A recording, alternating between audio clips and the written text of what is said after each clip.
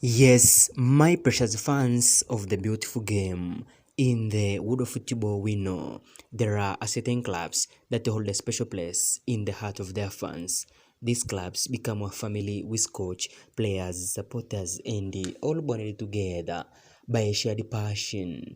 One such club is the mighty Kaizer Chiefs in South Africa, known for their rich history and a very passionate fan base as they gear up for the upcoming season of 2025-2026 with different competitions like the Betway Premiership, Nedbank Cup, MTN 80, and the prestigious CAF Confederation Cup under the managerial guidance of Nasruddin Mohamed Nabi, are now planning a significant push to sign Pyramid, 30 years old forward who was valued at 1.5 million euro as their primary target for the winter 2025-2026 transfer window.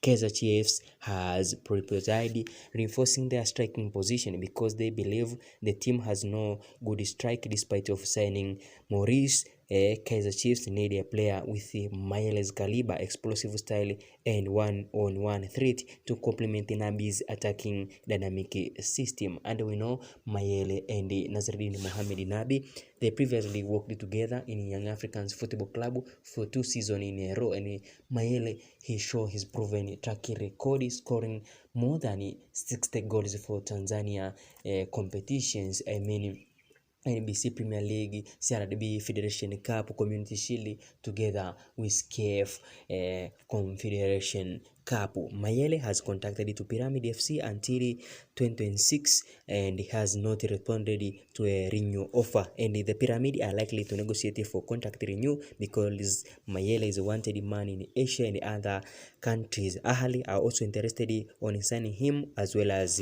Orlando Pirates Football Club. According to your own opinion, do you think it's the right time for Kaizer Chiefs to sign Fisto Kalala Mayele? Please write a little bit on the box section below. But remember, if you visit us for the first time and maybe you want to get all news information, you can subscribe and smash the bell icon.